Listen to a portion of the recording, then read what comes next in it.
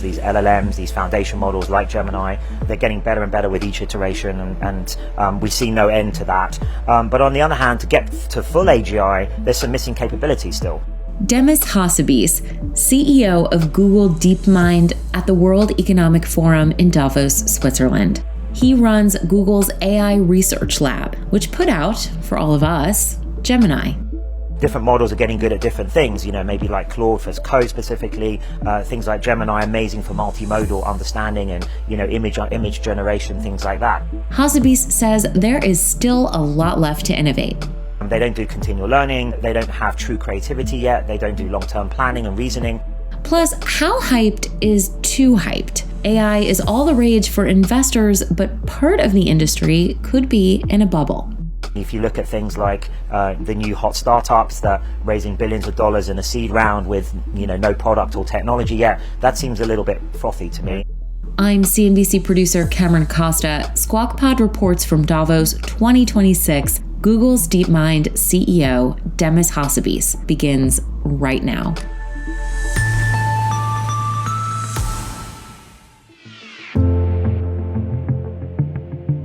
The World Economic Forum in Davos is a marathon few days. Joe Kernan, Becky Quick, and Andrew Ross Sorkin are meeting with and interviewing some of the world's most influential leaders. And this year, few are as influential as those leaders in AI.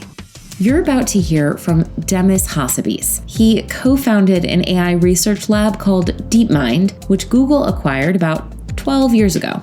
And just about a decade ago, DeepMind blew every other mind when its AlphaGo AI model beat the world's best human Go player. Now, that story is completely amazing and thrilling even 10 years later. I highly recommend you go check it out on YouTube. Nowadays, Hassabis is heading up Google's AI strategy at DeepMind. He pushed out Gemini, the latest version of which recently won a deal to run Apple's Siri intelligence. He is a visionary, a longtime builder of the AI that's now ubiquitous in 2026. And he sat down with Andrew Ross Sorkin, outside, of course, at the World Economic Forum in Switzerland. For the last year and a half, there's been this battle playing out between OpenAI and Anthropic and you, and I think there was a view that you thought you needed to catch up. I think behind the scenes you thought you were going to get there, but something happened this year. What do you think it was? Because I think at this moment your model may very well be at the top of the charts, if you will.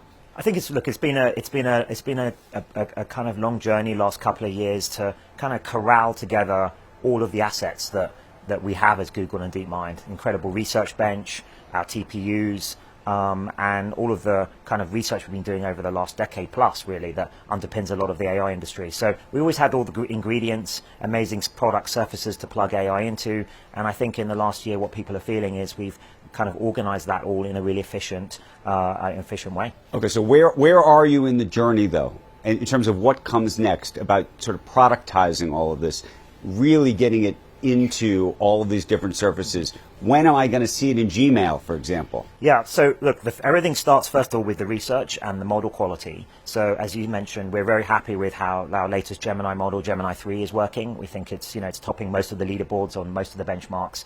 And the other thing we worked hard on in the last year is accelerating the infrastructure and actually doing a lot of rewriting of the infrastructure to get the model quality as quickly as possible into our product surfaces. So you're starting to see that in, we're simultaneously shipping in search, obviously in the Gemini app, and then what you'll see this year is appearing in more and more places across all of our product surfaces, right, especially things like Gmail. So Apple has now chosen to work with you.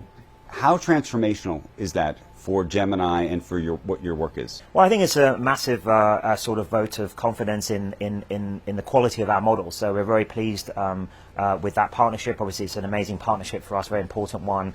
Apple ran a very rigorous evaluation process, and Gemini came top of that. And I think that's testament to the work that we've been doing. Were you surprised that they decided they wanted to work with you, as opposed to, did you think that they would ultimately try to create their own model? Well, creating models costs costs a huge amount of resources and money, and also a certain type of research base, you know, in terms of like the research teams and so on. So I think it makes sense now. These models are mature. There's a kind of ferocious battle going on the frontier to make, if you're a product company, to make use of those models and then downstream do amazing things with it. You used a word, interesting word, mature, that the models are mature. When people talk about getting to AGI and sort of how quickly all of this can scale, there's sort of two views. One is if you just throw more compute processing power at this, we can get there. There's another view that there needs to be some kind of really breakthrough scientific research shift. Which is it? Well, actually, I have a kind of in-between view, which is that I think it's an empirical question. So I feel like we're still getting lots of amazing gains out of pushing the existing paradigms, these LLMs, these foundation models like Gemini. They're getting better and better with each iteration, and we see no end to that. But on the other hand, to get to full AGI, there's some missing capabilities still. They don't do continual learning. They don't have true creativity yet. They don't do long-term planning and reasoning. So it's a question mark about a couple more, maybe a handful, 2 or 3 new big breakthroughs needed in order to get all the way to AGI, or will scaling up the existing techniques be enough? And we're doing both. So we have the luxury of basically having the deepest and broadest research bench, and we can push both to the maximum. How much do you worry that all these large language models ultimately converge? I mean, they become very similar in terms of what they can all do, and then what differentiates them? Yeah, I don't think we're seeing that. I think if you look at the last year, models are actually getting good. Different models are getting good at different things. Maybe like Claude for code specifically, things like Gemini, amazing for multimodal understanding and image generation, things like that. So actually, I think you're seeing quite a lot of differentiation at the frontier, and my expectation is that will actually increase the gaps in that and the differences between the models this year. There's a big question about whether there's an AI bubble. You've heard that over and over again. Yes. Is there a bubble? Well, I don't think it's a binary yes or no. I think the industry's big now, and there's many parts to it. I think some parts of the AI field may be in a bubble. I mean, if you look at things like the new hot startups that raising billions of dollars in a seed round with no product or technology yet, that seems a little bit frothy to me and perhaps unsustainable. But on the other hand, there are lots of amazing use cases going on and products being used. Clearly, Alphabet and Google have remarkable financial backing, but there's a lot of even big independents, and I'm thinking of Anthropic, I'm thinking of OpenAI, that have to continue to get new capital to really meet some of the spending that's necessary to get to the next place. Do you worry about whether they'll be able to get there? Well, I mostly worry about what we need to do, and going back to your bubble question, I think my job as head of Google DeepMind is to make sure whatever happens, whether there is a bubble and it bursts, or whether the trajectory continues of the bull case continues from here, we're in a winning position and doing really well. And I think because of our balance sheet and all of the existing amazing products we have that are natural fits for AI. You mentioned email, and there's Chrome, and there's search, of course. So there's all these amazing products billions of people use every day that I think AI can enhance. And we're only scratching the surface, I think, of what we can do there. And there's going to be a lot more, I think, amazing kind of product features this year. In terms of spending, people talk a lot about spending on data centers and the need for new chips. When you think about sort of what comes next, do you think we could have a DeepSeek-like moment, rather, where there's some kind of major technological revolution where people say, oh, maybe we actually don't need all this processing power? Yeah, I think it's very unlikely, and I also think the DeepSeek moment was a little bit overblown, in my opinion. Like, they had to utilize some of the Western models in order to kind of fine-tune against and to train from. So it wasn't, what they reported, this very small training number, wasn't quite the full picture. It is possible that one of there could be a left field breakthrough that does increase the efficiency of things, maybe things like self-improvement, where you could imagine there's some cycle which requires less compute power. But for now, we think that more compute, you need compute for lots of things, for training, for serving, and for exploring new ideas. But of course, all of us are trying to make our leading models, as efficient as possible. So in fact, of the Gemini 3 models, our Flash model, which is sort of the workhorse model, may be the most important because we can deploy that everywhere. There's also a big question about the depreciation schedule of these chips, meaning do they really last for 4 years? Do they last for 7 years? And it's not so much that they last.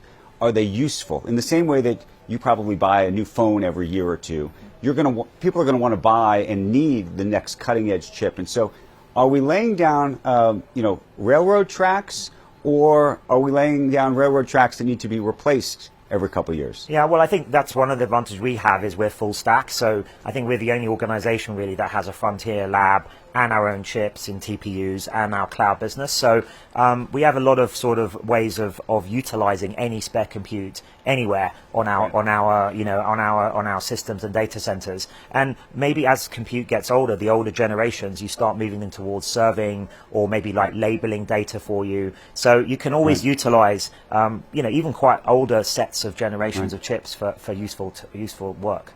We've mentioned OpenAI, we've mentioned Anthropic. We have not mentioned Meta, and we have not mentioned Elon Musk and XAI.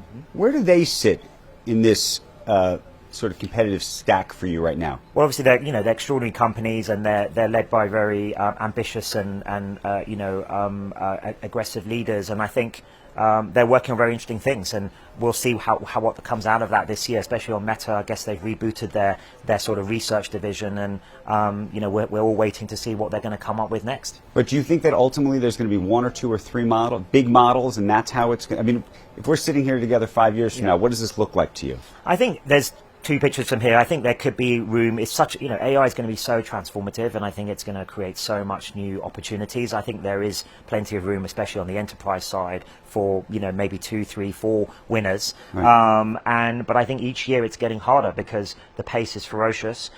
These are very capable companies and organizations and research groups that are pushing the frontier, and we're all pushing that as hard and as fast as possible. I work 100-hour weeks. I've been doing that for the last 3 years, and I see no end to that. And I think all the leading labs are doing that. And so for anyone to catch up to the frontier, it's progressively a harder problem. What's the defensive moat around your business? And the reason I ask is I always thought that persistent memory, the idea that you would know me potentially better than somebody else, would be the thing that would keep me using one model from switching to another. But I just recently learned that actually all of this is actually quite portable. So you could actually take whatever persistent memory OpenAI has about me and actually hand it to Gemini.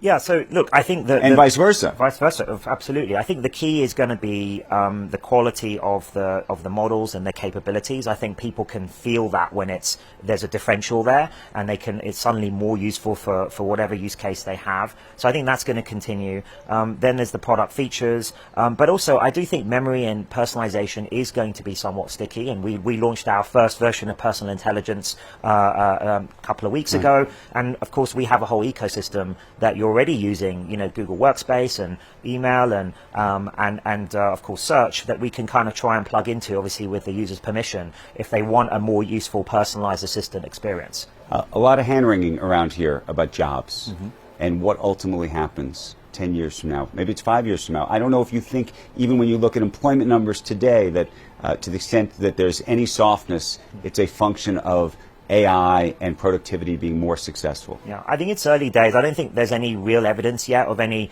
change in the job market. Perhaps a little bit on the entry level, maybe jobs and internships. But I think in the next 5 years at least, it's going to be more than made up for with extraordinary new opportunities these tools are gonna deliver, especially for individual creators, artists and creators and game designers, for example, that can create whole apps almost on their own. So that should, I think, if I was to advise the youth of today, yes, graduates, what do you tell the kids? Is get unbelievably proficient with the new tools, immerse yourself in it, become native with it, and then leapfrog, whatever professional ladder you're trying to get onto, leapfrog the incumbent people on that with these new skills, which are going to change the workplace. And I think there's going to be plenty of new opportunities anytime there's a lot of disruption.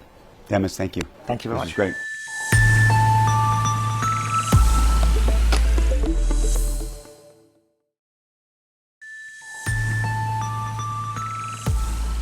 Thank you for listening to this special Squawk Pod Reports from Davos. This is only one of many, many iconic interviews from the World Economic Forum this year. I promise it's worth following Squawk Pod wherever you're listening now to catch each episode. Squawk Box is hosted by Joe Kernan, Becky Quick, and Andrew Ross Sorkin. Squawk Pod is produced by me, Cameron Costa, and Zach Velisi. Katie Kramer has been with the anchors in Davos this week, and stateside with us is Julie Trass, our editor.